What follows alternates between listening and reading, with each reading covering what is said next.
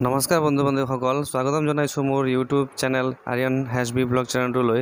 আপোনালোকে চাব পাৰিছে যে DEEৰ ফালৰ পৰা 35,000 পাৰ্মানেণ্ট পোষ্ট উলিয়াই দিয়া হৈছে আৰু ইতিমধ্যে সেই পোষ্টসমূহৰ অনলাইন প্ৰক্ৰিয়াও আৰম্ভ হৈ গৈছে। তো কিদৰে আপুনি এই পদসমূহ অনলাইন আবেদন কৰিব পাৰিব চাই যাব ভিডিঅ'টো। আৰু আপোনালোকে যদি এতিয়া মোৰ চেনেলটো নতুন, চেনেলটো ছাবস্ক্ৰাইব কৰি ল'ব, লাইক আৰু শ্বেয়াৰ কৰি দিব। আপুনি চাব পাৰিছে যে তাত আপোনাৰ ডেট কাহিলীপাৰা লিখা আছে। 5 আগষ্টত সেই পোষ্টটো দিছে আৰু টোটেল আপোনাৰ 35,133টা পোষ্ট উলিয়াই দিয়া হৈছে। সেই পোষ্টসমূহ আপোনাৰ এছিষ্টেণ্ট টিচাৰ লোৱাৰ প্ৰাইমাৰী আৰু এছিষ্টেণ্ট টিচাৰ আপাৰ প্ৰাইমাৰী আৰু ছায়েন্সৰ গ্ৰেজুৱেট টিচাৰখিনি আপুনি এপ্লাই কৰিব পাৰিব। আৰু সেই পোষ্টসমূহৰ কাৰণে কিছুমান কণ্ডিশ্যন আৰু ৰিক্ৰুটমেণ্ট দি দিছে। আপুনি 1 নম্বৰ চাব পাৰিব যে the candidate as on 31 July 2024 must be working as contractual and state pool contractual teacher under SSA। প্ৰাৰ্থীজন 31 July 2024 কৰ্মৰত মতে কণ্ট্ৰেকচুৱেল আৰু ষ্টেট পুলৰ টিচাৰ হ'ব লাগিব। দ্বিতীয়ত কৈছে যে the candidate must complete 5 years continue service as 31 July 2024 contractual আৰু state pool teacher under SSA। প্ৰাৰ্থীজন একেৰাহে 5 বছৰ ছাৰ্ভিচ কৰা হ'ব লাগিব। তাৰপিছত 3 নম্বৰত আপোনাৰ কেণ্ডিডেটজনে এপ্লাই অনলাইন ডেটখিনি দিয়া আছে যে কেই তাৰিখৰ পৰা কেইটালৈ চলিব আৰু মিডনাইট 12 তাৰিখ আগষ্টলৈকে চলি থাকিব। তাৰপিছত 4 নম্বৰত দেখিছে যে no' offline application will be accepted, কোনো অফলাইন ফৰ্ম একচেপ্ট কৰা নহ'ব।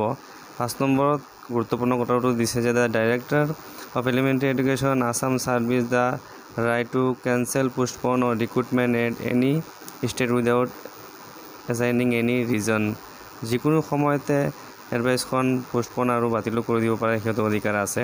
6 নম্বৰত দিছে যে the candidate shall apply in the same category of the post, মানে প্ৰাৰ্থীজনে কণ্ট্ৰেকচুৱেল আৰু ষ্টেট পুলৰ আণ্ডাৰত যিকোনো এটা পোষ্টৰ পৰা এবাৰ এপ্লাই কৰিব। 7 নম্বৰত দি দিছে ডকুমেণ্টখিনি আপলোড কৰাৰ কাৰণে আপোনাৰ সময়মতে ন'টিফিকেশ্যন দি দিয়া হ'ব। আপুনি অনলাইন এপ্লাই কৰাৰ কাৰণে এইটো পেজত আহিব লাগিব। এইটো পেজত অহাৰ কাৰণে আপুনি চাৰ্চ বক্সত চাৰ্চ কৰি ল'ব DEEAssam.gov.in। এই ৱেবছাইটটো চাৰ্চ কৰি আপুনি এইটো পেজত আহিব। এইটো পেজত অহাৰ পিছত আপুনি চাব পাৰিব যে আপোনাৰ how to apply, document to be uploaded, click for advertisement, তাৰপিছত টিক হিয়াৰ টু ৰেজিষ্টাৰ। যিহেতু আমি নতুন ৰেজিষ্টাৰত ক্লিক কৰি ল'ম। ৰেজিষ্টাৰত ক্লিক কৰাৰ পিছত আপুনি ইম্পৰ্টেণ্ট ডেটছখিনি চাব পাৰিব, অনলাইন কেতিয়াৰ পৰা আৰম্ভ হ'ব আৰু কেতিয়া এণ্ড হ'ব। আপুনি গ' টু মেইন মেনু, তাৰপিছত আপুনি ৰেজিষ্টাৰ অনলাইন যিটো আছে সেইটো আপুনি ক্লিক কৰি ল'ব। তাৰপিছত আপোনাৰ প্ৰচিড টু এপ্লাই সেই অপশ্যনটো আপুনি ছিলেক্ট কৰি ল'ব। ছিলেক্ট কৰাৰ পিছত আপোনাৰ হোম পেজটো খোল খাব। এতিয়া আপুনি প্ৰথমত দেখা পাইছে পোষ্ট এ কেটাগৰী। পোষ্ট এ কেটাগৰীত আপুনি লোৱাৰ প্ৰাইমাৰী নে আপাৰ প্ৰাইমাৰী সেইটো আপুনি ছিলেক্ট কৰি ল'ব।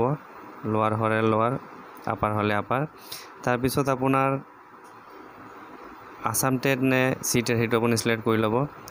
ৱেডাৰ কণ্ট্ৰেকচুৱেল অৰ ষ্টেট পুল কণ্ট্ৰেকচুৱেল টিচাৰ, তাৰপিছত আপোনাৰ ষ্টেট পুল নে কণ্ট্ৰেকচুৱেল টিচাৰ সেইটো আপুনি ছিলেক্ট কৰি ল'ব। কণ্ট্ৰেকচুৱেল হ'লে কণ্ট্ৰেকচুৱেল।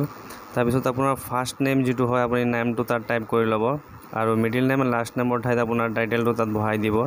তাৰপিছত আপোনাৰ মোবাইল নম্বৰটো তাত বহাব। তলত আপোনাৰ ইমেইল আইডিটো বহাই দিব আৰু এটা পাছৱাৰ্ড ক্ৰিয়েট কৰিবলৈ দিব। তলত পাছৱাৰ্ডটো ক্ৰিয়েট কৰি ল'ব আৰু ছাবমিট কৰি দিব। ছাবমিট কৰাৰ পিছত আপোনাৰ ছেকেণ্ড পেজটো খোল খাব। তাত আপুনি তলত যিটো অপশ্যন দেখা পাইছে ইমেইল আইডিৰ, সেই ইমেইল আইডিৰ ঠাইত আপোনাৰ ইমেইল আইডি পাছৱাৰ্ড বহাই লগ ইন কৰি ল'ব। লগ ইন কৰাৰ পিছত আপোনাৰ এখন পেজ খোল খাব। তাত আপুনি 3 নম্বৰ যিটো অপশ্যন দেখা পাই আছে ছিলেক্ট পোষ্ট অফ লোৱাৰ, তাত আপোনাৰ লোৱাৰ প্ৰাইমাৰী ট্ৰেইন গ্ৰেজুৱেট টিচাৰ যদি হয় সেইটো আপুনি ছিলেক্ট কৰি ল'ব, বা আনট্ৰেইন হ'লে আনট্ৰেইন। গ্ৰেজুৱেটটো মই ছিলেক্ট কৰি লৈছোঁ। তাৰপিছত আপুনি তললৈ যাব, আপোনাৰ ডেট অফ বাৰ্থৰ ঠাইত আপোনাৰ ডেট অফ বাৰ্থ যিটো আছে আপুনি সেইটো বহাই দিব। তাৰপিছত আপোনাৰ জেণ্ডাৰটো আপুনি ফিল কৰিব। তাৰপিছত তলত আপোনাৰ কাষ্ট যিটো আছে কাষ্টটো ফিল কৰি ল'ব। তাৰপিছত আছে আপোনাৰ are you from T type, সেইটো আপোনাৰ ছিলেক্ট নকৰিলেও হ'ব, অট'মেটিক ছিলেক্ট থাকিব। তাৰপিছত আপোনাৰ father's name, mothers name, guardian name, married হ'লে মেৰিড বা আনমেৰিড দিব পাৰে। মেৰিড যদি দিয়ে তেনেহ'লে আপোনাৰ স্পাইচ নেম বা আপোনাৰ ৱাইফৰ নেমটো তাত লিখিব লাগিব। তাৰপিছত আপোনাৰ গাৰ্জেন মোবাইল নম্বৰটো দিব পাৰে।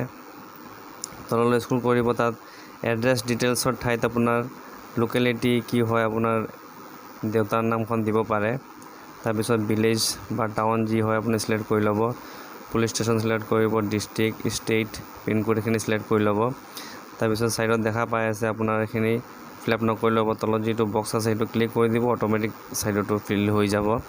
তাৰপিছত আপুনি জেনেৰেল ডিটেইলছত দেখিব পাৰিছে যে আৰ ইউ ইণ্ডিয়ান চিটিজেন, সেইটো আপুনি অভিয়াছলি এইটো আপুনি য়েছ কৰি দিব। তাৰপিছত আপুনি কি ধৰণে চিটিজেন হয়, বাই বাৰ্থ নে বাই ডিচেণ্ট, আপুনি বাই বাৰ্থ দি দিব।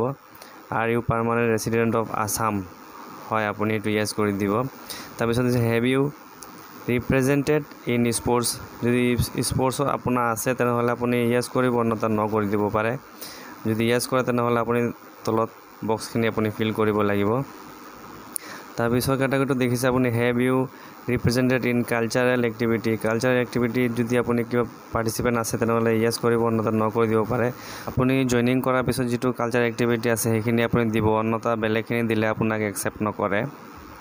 তাৰপিছত তললৈ যাব, আপুনি NCC মেম্বাৰ হয় নে নহয়, যদি য়েছ হয় তো ABC কি আছে দিব, আৰু নহ'লে ন কৰি দিব।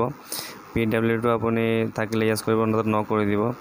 তললৈ যাব, তললৈ গৈ আপুনি দেখিব যে এডুকেশ্যনেল ডিটেইলছত আপুনি HSLC ইয়াৰ পাছিং ইয়াৰটো তাত বহাই দিব। তাৰপিছত আপোনাৰ ছায়েন্স বেকগ্ৰাউণ্ড যদি আছে য়েছ কৰিব, অন্যথা ন কৰি দিব। যদি য়েছ কৰে তেনেহ'লে আপুনি ছাবজেক্ট কম্বিনেশ্যনটো আপুনি বাছি ল'ব লাগিব, আপুনি ন কৰি দিব যদি নহয়।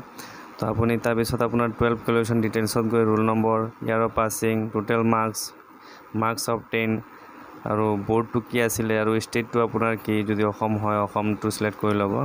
তাৰপিছত আছাম টেট কোৱালিফাইড ডিটেইলছত গৈ আপোনাৰ টেট ৰোল নম্বৰ, ইয়াৰৰ পাছিং, তাৰপিছত মাৰ্কছ অফ 10 আৰু ষ্টেট কি আছিলে চিলেক্ট কৰিব।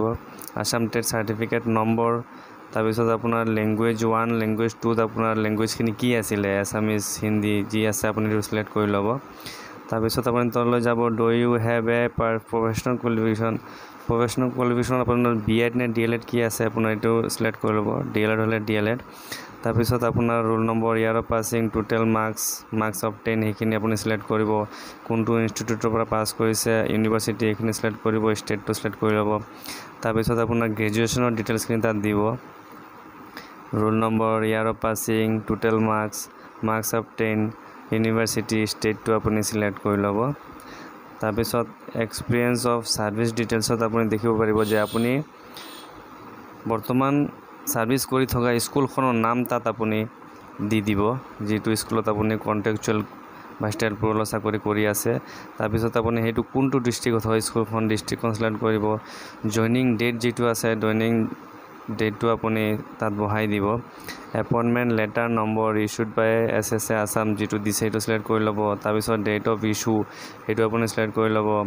তাৰপিছত আপোনাৰ স্কুলৰ ইউটাইজ কোডটো আপুনি তাত দি দিব, ষ্টাফ ইউনিক আইডিটো বহাই দিব।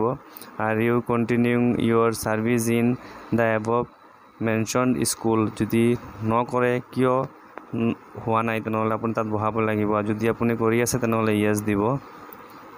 তাৰপিছত তলত আপোনাৰ টাৰ্ম এণ্ড কণ্ডিশ্যন বক্সটো চিলেক্ট কৰি দিব আৰু ছাবমিট কৰি দিব। আৰু ডকুমেণ্টছখিনি বৰ্তমান আপলোডৰ অপশ্যন দিয়া নাই, যেতিয়া দিব তেতিয়া পৰ্টেলত দি দিব, আপুনি ডকুমেণ্টছখিনি আপলোড কৰি দিব। তো এয়া আছিল আজিৰ ভিডিঅ'টোত, আশা কৰোঁ ভিডিঅ'টো সম্পূৰ্ণ বুজি পাইছে। যদি ভাল লাগে ভিডিঅ'টো লাইক আৰু চেনেলটো ছাবস্ক্ৰাইব কৰি ল'ব। ধন্যবাদ।